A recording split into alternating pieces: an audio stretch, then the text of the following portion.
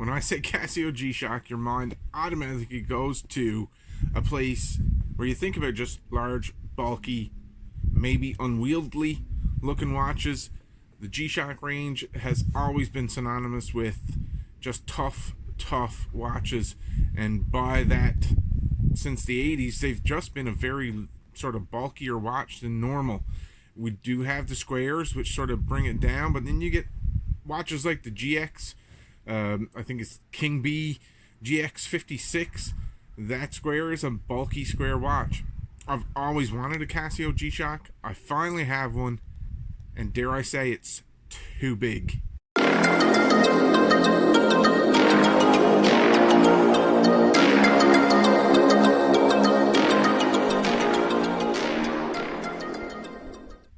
There we go. Get it to focus again. Taking a couple of minutes today to look at, I think, my first Casio. Definitely my first G-Shock on the channel. So again, off the cuff stuff for me. Taking the time in the shed, which is probably going to be my new favorite place to do my watch videos for the foreseeable future. It gets me outdoors for a couple of minutes, which I like. And who doesn't like a shed? I don't know. Where I live in Newfoundland, the shed is your escape. The shed is your man cave. I've got a tiny shed, but I really enjoy it. This is my place to go and hide away. We're actually getting some snow. I don't know if you can see. Yeah, there you go. Here in the background.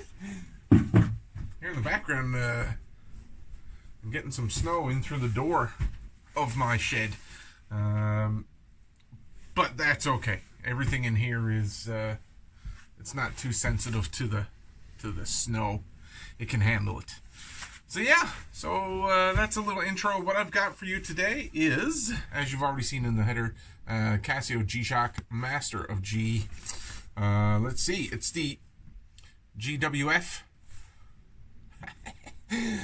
D1000-1JF. So this is, from what I understand, a Casio GShock Frogman from Japanese domestic market.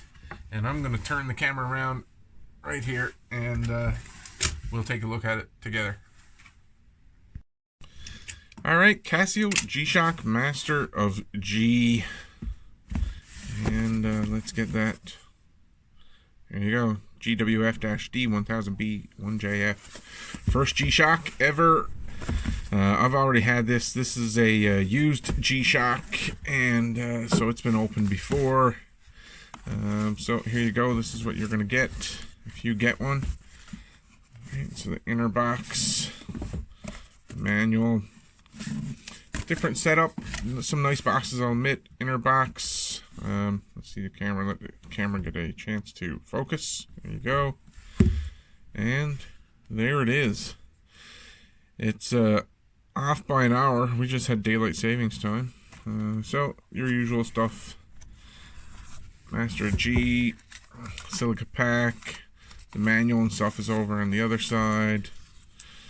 What do we got here? Just a tag. Like I said, this is a used watch. It's not new, but it's absolutely pristine, which is pretty cool, I've got to admit. So I'm going to take this off here, take the little tag out of the way, move the box to the side, and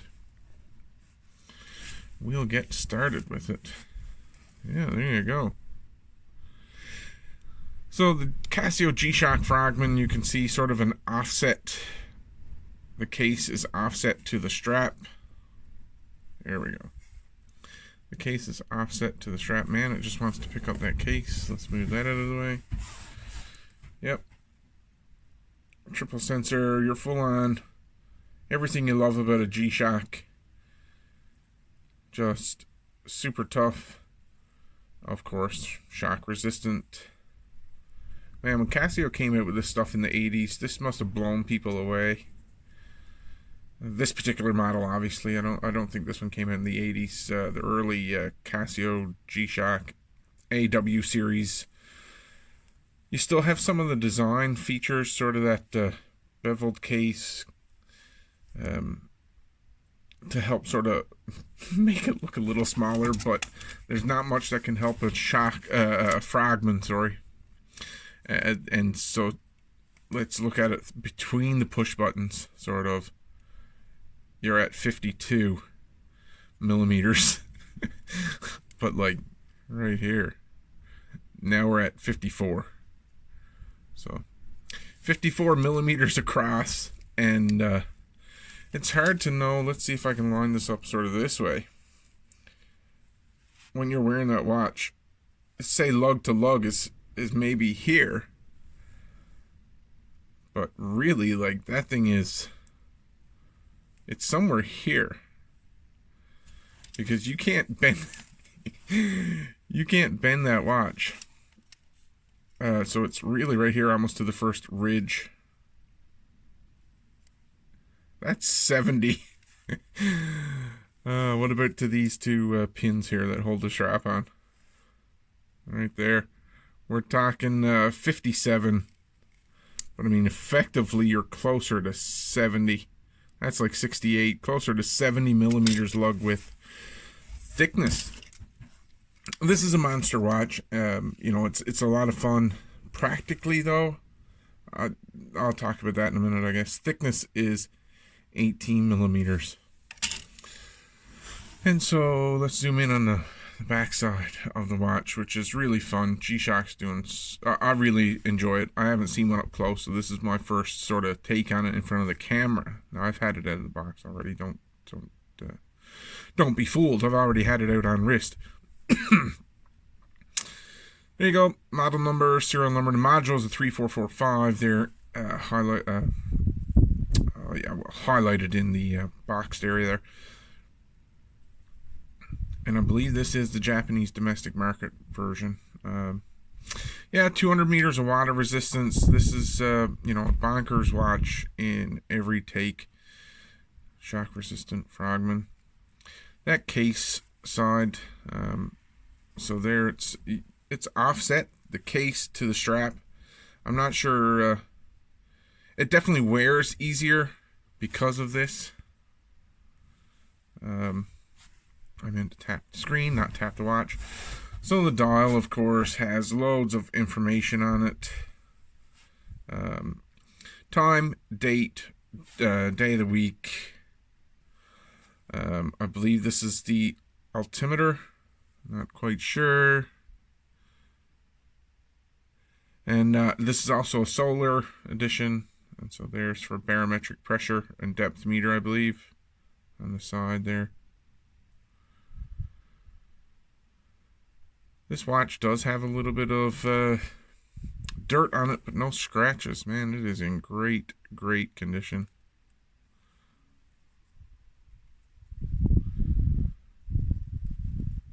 Just so cool. Yeah, my thing with the G-Shock, I've wanted one, I've never owned one, so this one's in my possession now for a little while, for sure. I love the the strap, with this double tang buckle, and so it just wants to stay shaped.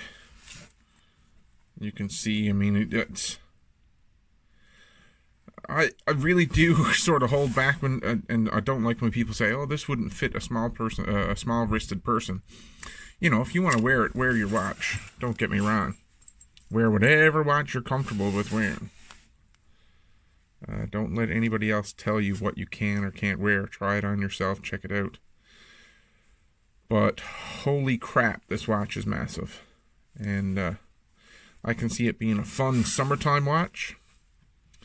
So there it is.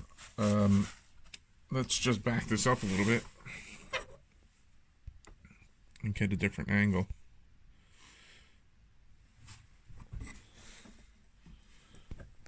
Oops.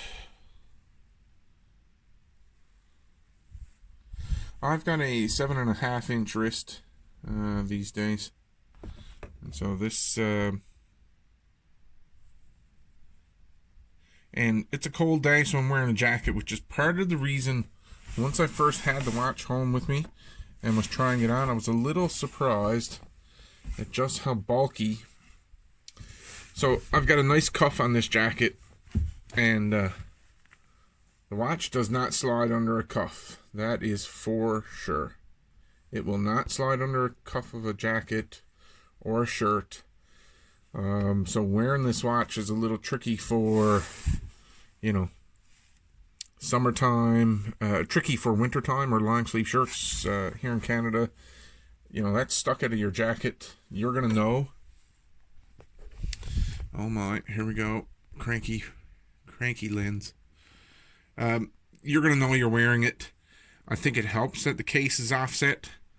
I'm wearing it, of course, on my left hand, and it's offset for my wrist, because if that was sort of centered, that'd be a lot of watch jamming against your wrist. That is the saving grace of the Frogman and its size, in my opinion. Is that I can tell you right now, if I was wearing the old Panerai replica, that would be jammed up against my wrist, upwards to here, and you'd know it. Now, right now, this is not past my oh my god, what is the name of that wrist bone? Here it is right here. So back a little farther on the wrist, and it's still very comfortable in that regards. But if you don't have a bit of, you want your sleeve down over, it's just not going to happen. So the watch is going to be out. It's you can see the loom cutting in there when you flick your wrist towards you, or I believe when it's under the jacket when it comes out, something like that. The loom is cutting in on it, or the backlighting. That's the light button right here.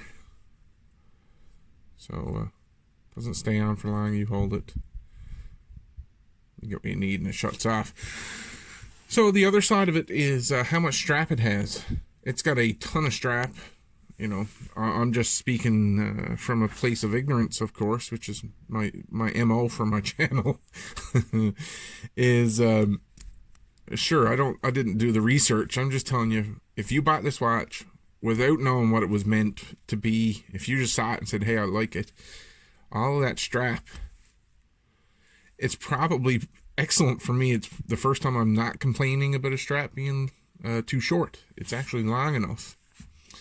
And so if I did something a little awkward here, the amount of strap left, holy crud, I put it on a little too tight. So I'm going to attempt to do it up to the same number I had it on before.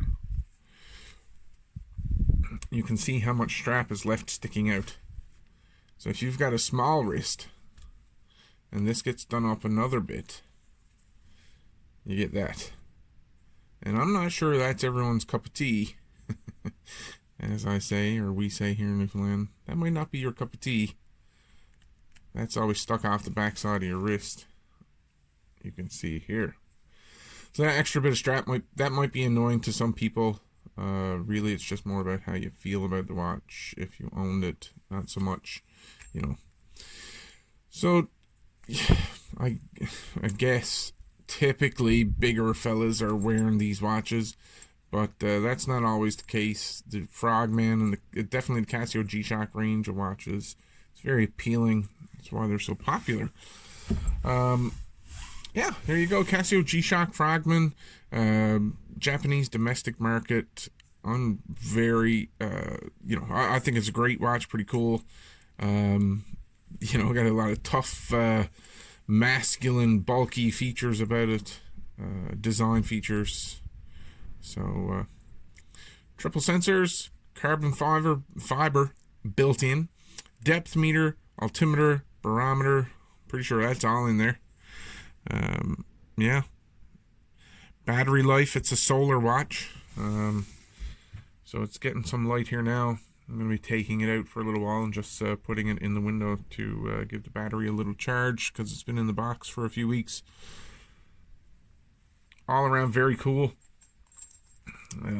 So yeah, there you go. My first Casio GShock Frogman, or Casio GShock on my channel. Alright. Pretty cool, pretty cool. I think I'd choose a smaller one myself personally, but I think I'm going to have to get a Casio in the near future.